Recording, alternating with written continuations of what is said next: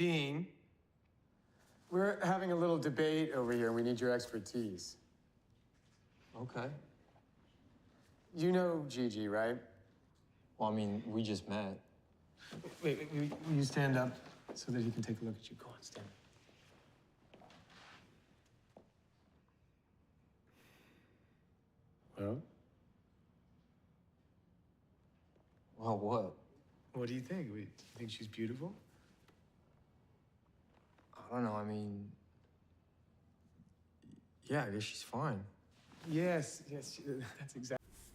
Hello Scenesters, this is Movie Review Justin, and this one is a little bit different because I'm talking about one of my favorite movies of all time, so I have a lot to say. The main thing that I want to say though is what a fucking banger this movie is. And I want to stress that every movie that I've talked about so far and probably will talk about is a great movie. But this one was so visually interesting and so dense with clips and examples that it was so hard to choose what to actually go with.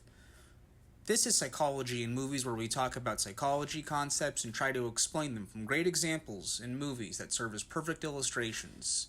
And today we are talking about the concept of triangulation from the 2016 film The Neon Demon, and just using the movie in general as a very thorough example of it. Triangulation means a few different things in psychology.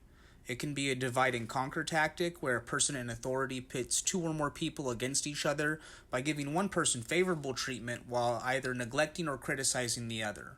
Romantically, it can be when a manipulator introduces a new person into the relationship to deliberately create confusion, jealousy, and friction, and to be able to manipulate and take advantage of people easier. And these dynamics don't just exist in romantic relationships. They can be used in the workplace, in the family, with friends, or even churches. In this video, I'm going to show clear examples of triangulation because it's important to be aware and understand. For context, The Neon Demon is a film about one person's journey through the fashion industry and a lot of the exploitation that occurs. But it could just as easily apply to the movie, TV, music, or entertainment industries. The movie follows an underage girl, Jessie, as she experiences extreme highs and extreme lows in the fashion world, but also with exposure to a lot of danger. This type of emotional roller coaster can be highly addicting and is known in psychology as trauma bonding. But for right now, let's just stick to triangulation. The reason why triangulation is so effective is because when you have two people that really want something, but only one person can have it, you have a lot of bargaining power. Now, imagine the setting of the fashion industry, because that's an environment where if one girl is unwilling to do something, 10,000 other girls are ready and available to do it. Everyone is very disposable, and this creates a competitive rather than cooperative environment. There's so many clips I want to use because the whole movie is about triangulation, but we have to watch at least two in full, and then we'll mix in some more here and there. Let's start with the clip that I use as my opener as our first example, and then reconvene after that. Look at Jessie. Nothing fake, nothing false. A diamond in a sea of glass. True beauty is the highest currency we have. Now, without it, she would be nothing. Triangulation is also effective in situations where people feed off of negative energy. It often causes us to overlook red flags or mistreatment from others, either directed at us or at other people. But more importantly, it creates cycles where people who are bullied go on to become bullies themselves once they have a little bit of power or control.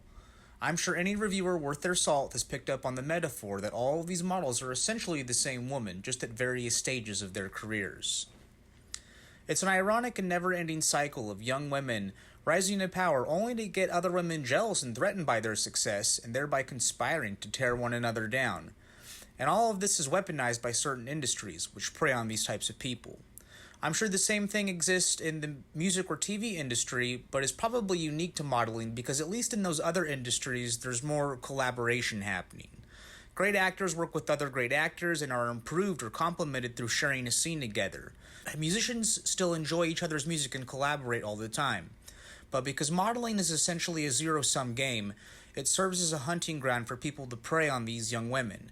It's the perfect environment for triangulation. Triangulation is a manipulation that will eventually consume us if we let it. It creates environments where we can't be satisfied with any success we might have because it can all be stolen away. It is never fun to feel ganged up on. Here at Psychology in Movies, we want to remind you not to accept the niceness of people that are openly rude to others. Trust me when I say that they aren't doing you any favors.